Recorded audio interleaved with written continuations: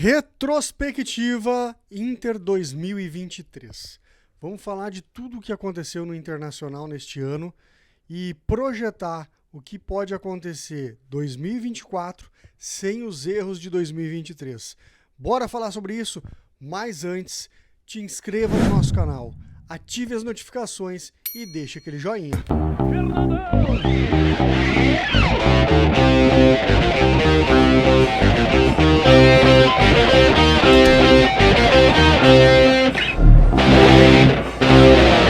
Vamos fazer junto a retrospectiva do Inter 2023. Um ano onde sofremos muito, onde sonhávamos muito, iniciou que a gente sonhava muito, o time praticamente estava pronto, como todos nós dizíamos, e aconteceu tudo isso. Mas antes, se tu não tem cadastro na KTO, te cadastra, coloca lá o cupom RAIZ que tu garante 20% de bônus no teu primeiro depósito. Lembrando, gente, tem campeonato inglês, tem basquete, tem muitos jogos lá para te fazer a tua aposta, botar os teus pila e ganhar aquele troco pro churrasco. Mas lembrando, é para maiores de 18 anos. Gente, vamos fazer junto essa retrospectiva do Inter de 2023. Lembrar de tudo aquilo que aconteceu. Eu sei que dá vontade de esquecer, que não é lembrar, mas sim, temos que lembrar, olhar para tudo que aconteceu dentro desse ano para que mude, para que 2024 seja diferente. E nós vamos começar com o final de 2022, onde nós terminamos o Campeonato Brasileiro na vice-liderança, em segundo lugar, e todos nós dizíamos que tínhamos um time pronto, com o Mano Menezes de técnico, o time redondinho, ajeitado, que eram peças peculiares que nós precisávamos, né? Precisaríamos do 5, do 8, de um 9, né? Um lateral para repor o René, isso já no início do ano. E aí o que aconteceu?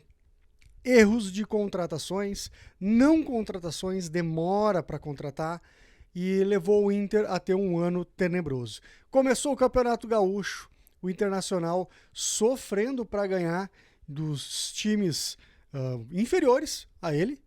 E aí o que aconteceu? Nós não chegamos na final do Campeonato Gaúcho. Perdemos para o Caxias nos pênaltis, dentro do Beira-Rio, diante da nossa torcida. Esse foi o primeiro vexame do ano de 2023. E aí, o que aconteceu? Fomos para a Copa do Brasil. Copa do Brasil, lembrando que nós tínhamos fiascos anteriores com o Globo. Então, esse ano o Inter vai entrar com tudo, vai entrar com cuidado na Copa do Brasil. E aí, gente, fomos eliminados novamente dentro do Beira-Rio nos pênaltis para o América Mineiro. Então, foi o segundo fiasco, o segundo vexame e doeu demais. Doeu demais.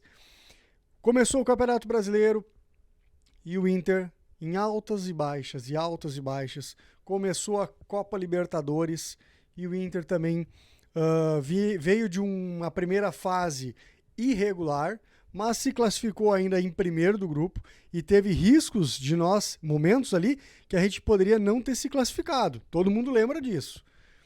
E o Inter conseguiu a classificação e foi passando de fase. E quando chegou na primeira fase da Libertadores, após a fase de grupos, o Internacional troca de técnico. O Internacional pegou o River Plate. E aí a troca de técnico aconteceu. Sai Mano Menezes, entra Eduardo Cudê. Eduardo Cudê, que foi muito dividido entre a torcida. 50% queria, 50% não queria, ou um pouquinho mais ou um pouquinho menos para cá, qualquer um dos lados, também já serve.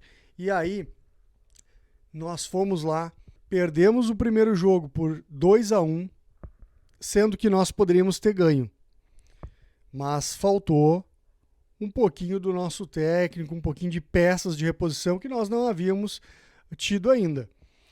Viemos dentro do Beira-Rio e estávamos ganhando o jogo até que o River Plate desconta e leva o jogo para os pênaltis. E aí, gente, nós tínhamos perdido para o Caxias nos pênaltis, fomos eliminados pelo América, e aí volta tudo aquilo na nossa cabeça. O torcedor colorado, tenho certeza que naquele momento imaginava coisas piores, pela retrospectiva do Inter em decisões nos pênaltis dentro do Beira-Rio. Porém, naquele momento nós já tínhamos Ener Valencia, nós já tínhamos Rocher. E aí tudo muda. O Internacional vai para os pênaltis e consegue a classificação com o gol ainda final do Rocher. Rocher foi lá, pegou a bola do Vitão, eu vou bater, puxou a responsabilidade para si e fez. Levando o Inter para a próxima fase da Libertadores, aonde ia jogar com o temido Bolívar, lá na altitude, aonde Palmeiras tinha perdido e entre outros gigantes. E aí, o Inter foi lá, Eduardo Cudê conseguiu se fechar e o Inter ganhou de 1-0. Gol de Ener Valencia numa fugida de um contra-ataque. Viemos no Beira-Rio e ganhamos daí do Bolívar com tranquilidade, levando o Inter para a semifinal da Libertadores com o Fluminense. E o Inter foi jogar no Maracanã, nós pensando assim, cara, um empate já tá de bom tamanho. Um empate lá contra o Fluminense nós estamos grande. E, gente, todo mundo viu, o Inter podia ter vindo do Maracanã com uma vitória. Deixamos escapar a vitória aos pés de cano. E por quê? Porque o Eduardo Cudê, mais uma vez, destruiu o nosso meio de campo, tirou Arangues, tirou Patrick. E aí, puxou todo o Fluminense para cima. Lembrando que o Samuel Xavier tinha sido expulso naquele jogo lá no Maracanã. Nós estávamos com um a mais. Mas, enfim, viemos jogar no Beira-Rio e saímos ganhando com um gol de mercado. Terminou o primeiro tempo, o Fluminense não tinha tocado na bola, nós não deixamos. Todos os colorados com aquela rua de fogo linda que foi preparada para o Internacional, para receber o Internacional. E no intervalo do segundo tempo, ali, antes de começar o segundo tempo, a gente já imaginava, vamos ir para a final. Só se pensava quem nós vamos pegar na final, Palmeiras ou Boca. E aí o improvável aconteceu. Eduardo Cudê, mais uma vez, demorou para mexer, aonde deveria ter fechado o meio de campo. E Ener Valencia perdeu 2 gols que ele não costuma perder. E o Inter foi desclassificado em 6 minutos. Cano e John Kennedy fizeram os gols. John Kennedy entrou no finalzinho e foi lá e matou o jogo. E o Inter foi desclassificado mais uma vez. Terceiro campeonato do ano que o Inter é desclassificado dentro do Beira-Rio. E a gente se apegou aqui ao Campeonato Brasileiro. Vamos pelo menos tentar pegar uma vaga na Libertadores, aonde mais uma vez não conseguimos. Terminamos o Campeonato Brasileiro com uma mediocridade, que não é o lugar do Inter. 9º lugar. Uma simples vaga para a Sul-Americana foi o que nos restou. Mas lembrando que neste mesmo Campeonato Brasileiro, a gente correu riscos de rebaixamento. Estivemos ali, pertinho.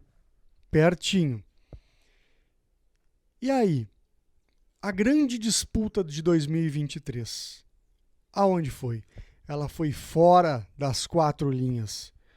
A grande disputa de 2023 foi fora das 4 linhas. Foi política, a disputa política entre Alessandro Barcelos e Roberto Melo. Uma disputa pela presidência do Internacional. E aí? Ganhou Alessandro Barcelos. Numa disputa que foi histórica. Um percentual muito pequeno, uma divisão onde mostrou a divisão que está a torcida do Internacional em relação às suas escolhas, mas cheio de promessas, ambos os candidatos, e ganhou Alessandro Barcelos, prometendo também muitas mudanças, muitas contratações pesadas para 2024. Nos resta agora esperar, aguardar 2024 e torcer para que as coisas sejam totalmente diferentes de 2023. O balanço que a gente traz de coisas boas são coisas muito pequenas. um grande goleiro que veio para nós, Rocher, se mostrou que realmente é o perfil de goleiro campeão. Ener Valencia, que se mostrou um cara competitivo, mas ainda precisa de um companheiro para que a gente possa fazer mais gols e ser mais decisivos. E Alan Patrick, o nosso maestro Alan Patrick. Esse mostrou que realmente ele é dono do meio de campo do Inter. O que nos resta é aguardar 2024 e aguardar os próximos momentos dos bastidores de contratação. Um feliz ano novo para toda a tua família e estamos juntos em 2024.